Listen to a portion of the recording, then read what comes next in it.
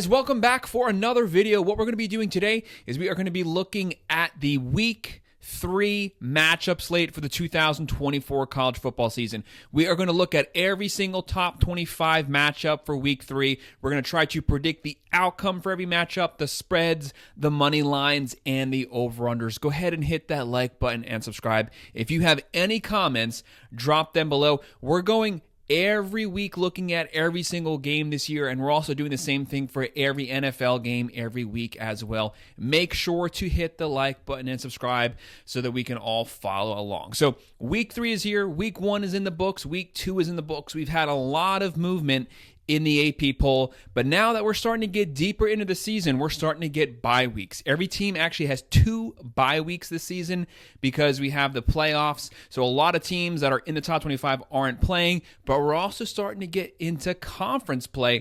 So there's some pretty decent matchups.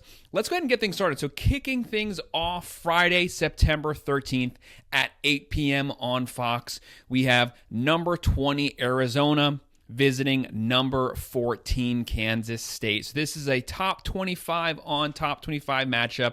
Both teams are ranked. Arizona played pretty bad last week. They did not move up. They did not move down in the polls. A lot of people thought they should have moved down. They could not score last week. In week 1, they couldn't stop anyone from scoring on them. I think they won like 69-39 versus New Mexico. But this is a pretty interesting matchup because Kansas State almost lost in week 2 as well. I don't know if maybe they got caught looking at this game, but they did not play their best. Avery is the highest recruited quarterback in Kansas State history. He can throw, he can run. Kansas State is a very well-coached team. They have a solid defense. They have a solid offense. They've had a lot of turnover on the team coaching staff and player-wise, but they're one of the best teams in the Big 12, one of the best coached teams. They had a top 25 offense last season, a top 25 defense, so they're going to get better. I just think they kind of got caught sleeping last week, but their tackling was awful. For Arizona State, they're not able to stop anyone on the defensive side this year.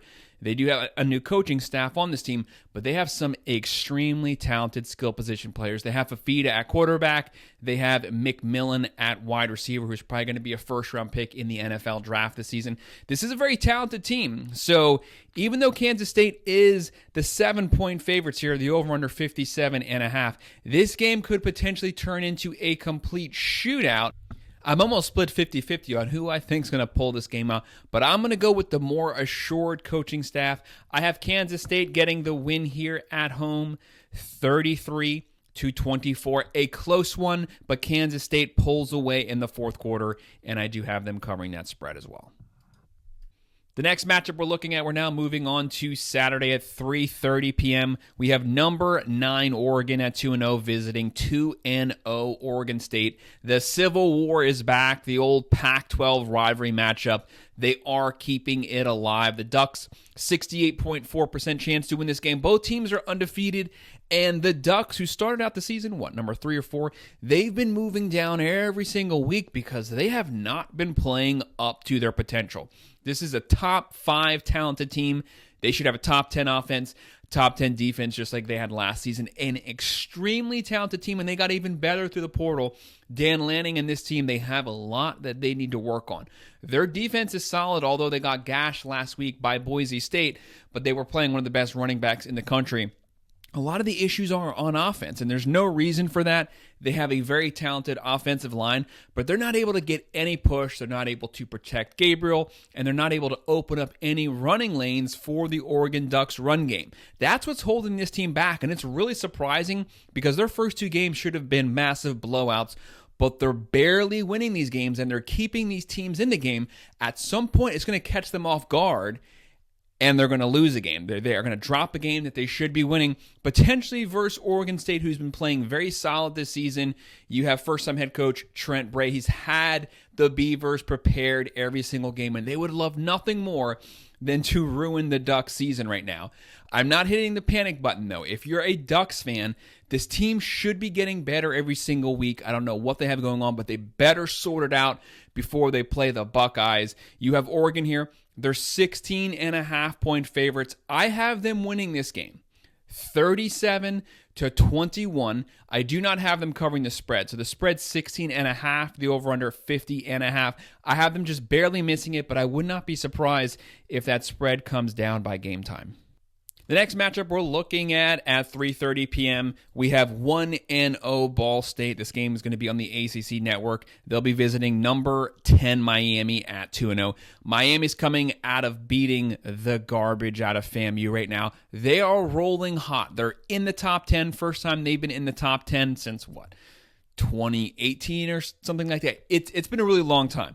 This is a very talented team, though. They have a top 10 roster according to ESPN. They come in at number 10. They're going to have a top 20 offense this season, a top 20 defense. They added Cam Ward through the portal. He's on a Heisman campaign right now. They added Damon Martinez through the portal. They added Brown at wide receiver through the portal. They have Restrepo. They have Arroyo. They have George. They have Horton. This team is loaded. They have a top 10 offensive line. They have a top 10 defensive line, and they are extremely deep. Mario Cristobal's team is rolling. Ball State, they've had a bye week here. They've had time to rest. They are a team that has been able to pass the ball. That's Miami's weakness. So far has been their secondary. Last week they beat FAMU pretty hard, but there's a lot of questionable route choices by their safeties, which they're both first-year starters this season. Look for them to get better every week, but Ball State's going to try to beat them through the air. But obviously, Miami's defensive line is not going to give them time to throw it. But I have Ball State getting a fourth quarter touchdown to close things in. But I still have Miami winning 48-16. They're 36.5-point favorites, over under 54.5. But like I said, I have them winning this game 48-16, but not covering that spread due to the late quarter touchdown. The next matchup we're looking at also on Saturday at 3:30 p.m. on ESPN, 1-1 Tulane versus number 15 Oklahoma at 2-0. Oklahoma's coming off of barely beating Houston. That was not a good game by any means. They're one of the top 25 teams that let us down last week. Yes, they got the win, but they should be embarrassed. It was like 16-14. It was at home. They did not perform well, but never apologize for a win. They can put the game behind them. There's some things they have to work on. Look for Brent Venables to be looking on some of the things that fell short last week. Defense has been playing great this year. Their very first game, they had 6 takeaways. They're playing well. They're shutting down the passing lanes, shutting down the run game. But the offense took a step back last week. There's some things they need to work on there. Look for them to get that right under Seth Luttrell. This is a very talented team. Jackson Arnold has a very high ceiling. First year starting here. There's going to be hiccups. Tulane almost beat Kansas State last weekend. That's a very big emotional loss at home. So to me, they're kind of due for a step back. You almost beat a top 25 team. You had the game in your grasp. The fumble cost you the game. So now I think there's going to be a letdown because they should have had it last week. They're coming to Oklahoma. Oklahoma's 14-point favorites here. The over-under 50.5. I have the Sooners pulling out the win here, 37-24, but not covering the spread. The next matchup on ESPN at 7 p.m., we have UTSA at 1-1, visiting number 2 Texas Longhorns at 2-0. Texas is coming out of throttling Michigan at the Big House. They beat them. The best win of the year so far is actually Texas at Michigan. They're one of the few teams, them and NIU, that could say that they have a top 10 win this year. Best win so far that caused them to move up in the poll, jump the Buckeyes. They're now number 2. Texas has a top 5 roster easily. This team under Steve Sarkisian is loaded. They have one of the best offensive play callers in Steve Sarkisian. They have Quinn Ewers at quarterback, a deep running back room, a very talented wide receiver room. They lost Worthy. They lost Mitchell, but they were able to pick up a lot of guys in the portal to replace that production. Their offensive line, the way they handled the pass rush from a very talented Michigan defense is amazing. That shows how deep Texas is. They are more than prepared to handle an SEC schedule, and their defense is extremely talented in the trenches and on the field as well. Very talented team. UTSA, they don't score very many points. They give up a lot of points, but Texas is a pretty big favorite here. They're favored by 34.5, over under 53.5. That's a pretty big spread. Quinn Ewers is probably only going to play maybe the first half of the third quarter.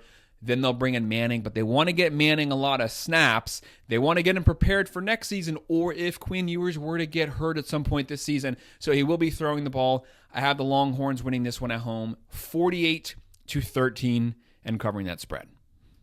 This next matchup is an SEC on Big Ten matchup, so it's going to be a fun one. On Fox at 12 p.m., we have number 4 Alabama Crimson Tide visiting 2-0 Wisconsin. Bama's also 2-0. Bama's on the road, but they have a 92.2% chance to win this game. They are 16-point favorites. The over-under is 51.5. Alabama did not play their best game last week. In the fourth quarter versus USF, they were up 14-3. They scored 28 points in the fourth quarter, made the game look a little better, but those who watched it knew that was a sloppy game. Milroe did not play well, but it was to be expected. It was a very close game last year. Kalen DeBoer, new coach, new scheme. In a tough game, it might take them a little while to kind of get the ball rolling, but they did get it rolling. We know that Alabama has a top 5 roster. ESPN has them as the number 1 overall roster. They have Milroe, a potential Heisman candidate. They have Kalen DeBoer, a great play caller with a very aggressive offensive deep passing scheme that perfectly fits Milroe. This team's going to get better every single week. They are looking to make the playoffs this year, potentially make the national championship. For Wisconsin under Luke Fickell, they haven't really hit the road yet this season. Their offense hasn't gone off. We know they're always going to have a solid defense. Wisconsin's known for that. They can run the ball. TVD has to do a little better at the quarterback position. Phil Longo is dialing up a lot of plays. Wisconsin, they're the underdogs at home. I have Alabama winning this one 37-17. The game might be close first half, but I expect Alabama's physicality to take over the second half and for them to cover that spread. The next matchup we're looking at 12 p.m., we have number 13 Oklahoma State 2-0 playing 1-1 Tulsa. This game is on ESPN2. The Cowboys have an 83% chance to win this game. On the road, they are 20-point favorites. The over-under is 62.5. That's a pretty big spread. That's a pretty big over-under, but this game does have the potential to be a shootout. Oklahoma State played a very close game versus Arkansas. They pulled it out. They have the number 1 running back in the country. They have Ollie Gordon, the Doak Award winner from last season, 1,700 yards, 21 touchdowns. They can run the ball. They have a very experienced offensive line. Look for them to keep the ball on the ground, chew up clock, get massive yards, massive carries. Bowman has to play better at the quarterback position. They do have a lot of talented wide receiver transfer, though. For Tulsa, they've been able to move the ball with their quarterback, Kirk Francis. They've been able to average 250 yards passing, just under 250 yards rushing. A very balanced offense. And Oklahoma State doesn't have the best defense, but I expect Oklahoma State's run game to own the second half. And game might be close first half, but in the second half, their offensive line is going to lead on Tulsa. They're going to get big yardage. I have them winning this one 41-20 and covering the spread. The next matchup at 12 p.m., we have number 16 LSU at 1-1 versus 2-0 South Carolina Gamecocks. This game is on ABC. This is almost a 50-50 game. So LSU has a 51% chance to win this game. This is an upset alert game. The LSU is favored by 7. The over-under is 50.5. So the Gamecocks are coming off of that win versus Kentucky. They played really well on the defensive side of the ball.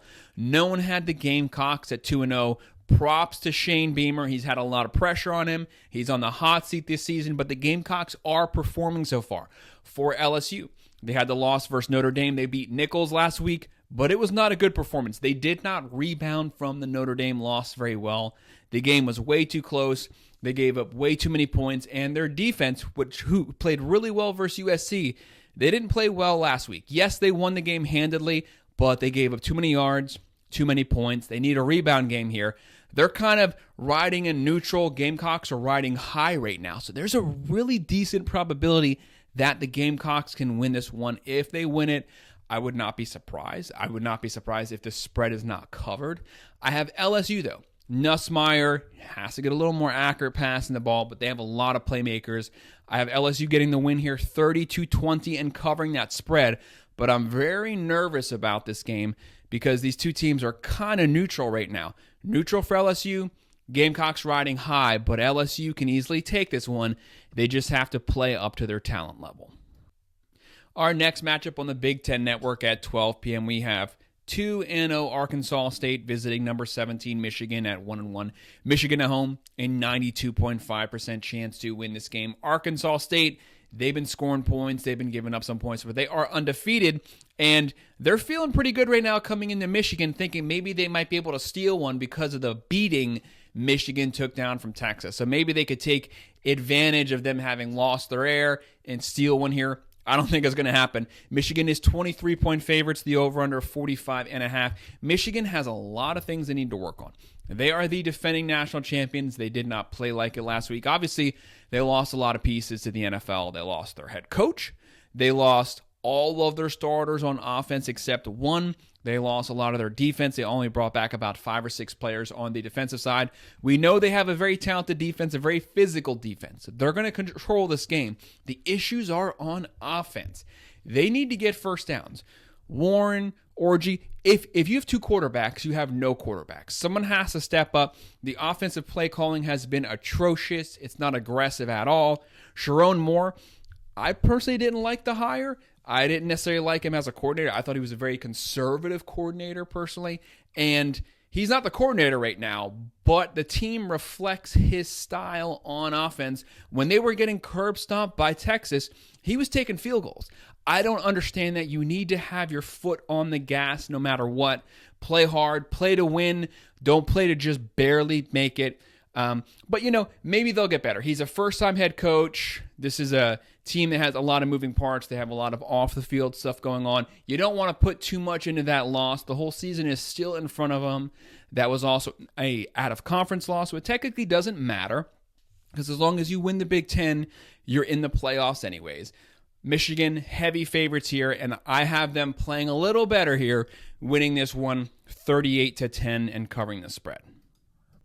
The next matchup we're looking at on the SEC Network, a top 25 game here. We have number 24 Boston College versus number 6 Missouri. This game is at 12:45. This is a ranked-on-ranked matchup. You have Boston College, who is ranked after having beaten Florida State, which isn't an impressive win right now because they're 0-2, but the Missouri Tigers have a 76.7% chance to win this game. They are 16.5-point favorites at home, and the over-under is 54.5 for Missouri. They have yet to give up a point this year.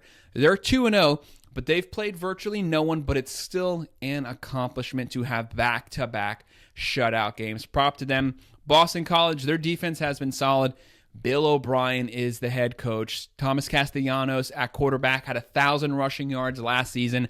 They've been running the ball. He's completely inaccurate passing, but boy, can they run. Look for Boston College to try to keep this game on the ground, chew up clock, keep it out of Missouri's hands. Missouri has a very talented quarterback. They have Cook back at quarterback. They have Burden. They have Weiss. They have weapons there. I don't think this is the number 6 team by any means. I think they're maybe 10 or 11, a very talented team. But to me, they're ranked too high. But it's week 3, so it doesn't really matter. But I have them winning this game still nonetheless. They are at home. They are the more talented team. If they lose this game, that would be a pretty massive upset. But crazier things have happened this year. But I have the Tigers holding on here, winning this one 34-24, but not covering that spread. Our next matchup at 3:30 p.m. on CBS, we have number 18 Notre Dame at 1-1 versus 1-0 Purdue. That game last week where Notre Dame lost to NIU was an embarrassment. The entire team should be ashamed of themselves, and so should Marcus Freeman. I'm not trying to be too hard on Notre Dame, but you lost to a MAC team at home when you were ranked, number 5 or 6 in the country. That was a bad look, but everything is still in front of you. If that's your only loss this year and you finish the year 11-1, you're going to make the playoffs. But you cannot afford to drop another game and finish the year 10-2. Why? Because you're not in a conference. You have no conference championship, and you can't finish 10-2, to me, without a conference game. That doesn't look good when there's a loaded SEC and loaded Big Ten. But either way, this is a game. Purdue has a stout defense. They have yet to give up any points this season. They have a 49-point average.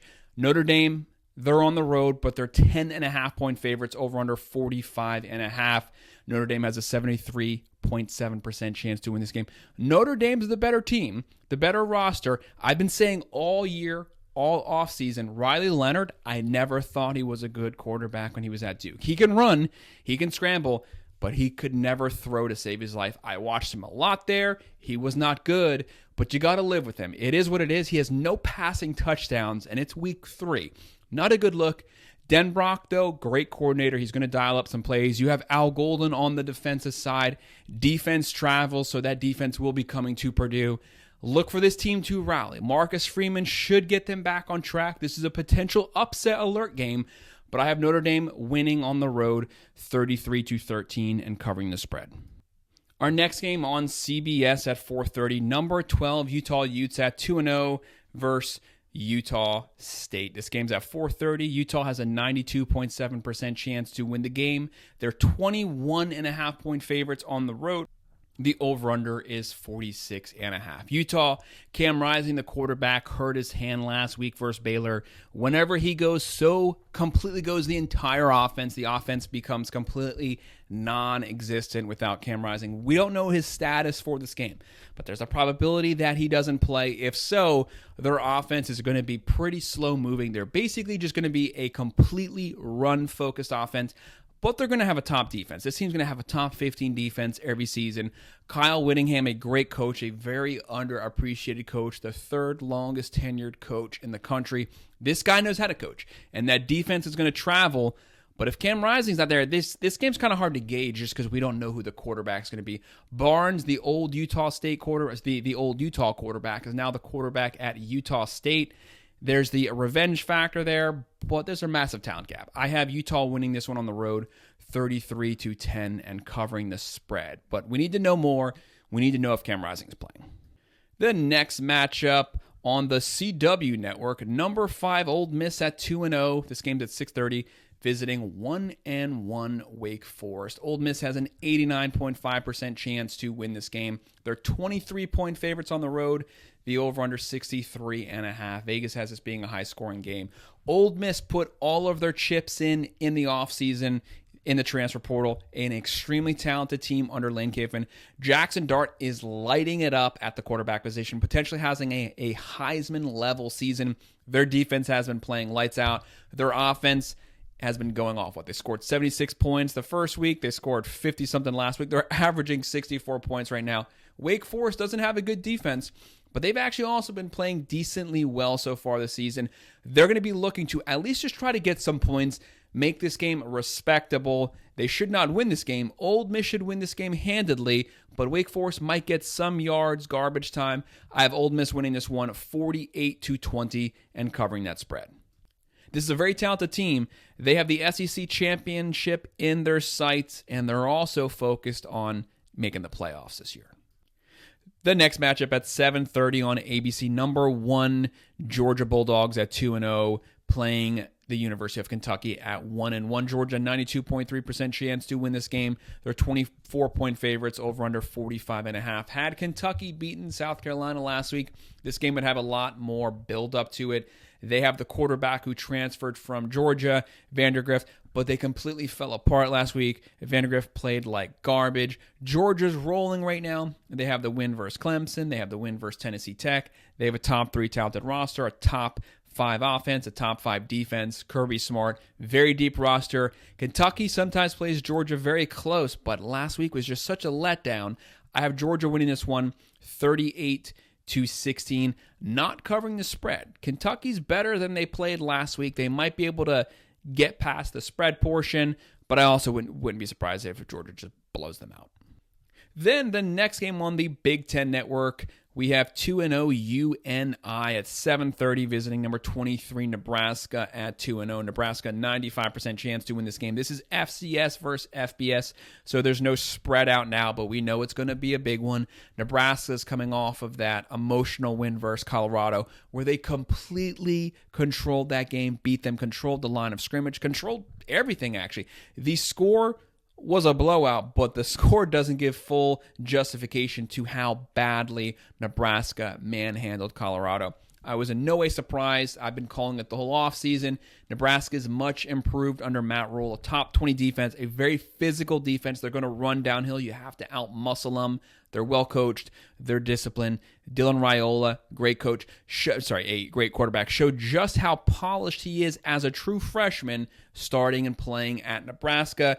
They're going to win this game handily. I have them winning it 52-6, but obviously we'll just have to wait till the spread comes out to see what that is.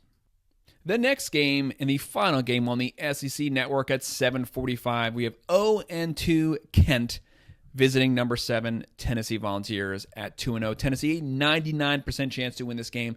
They are 49-point favorites. That's a massive spread. It's always a hard one to call. The over-under 62.5. So a complete blowout. That's what Vegas is expecting.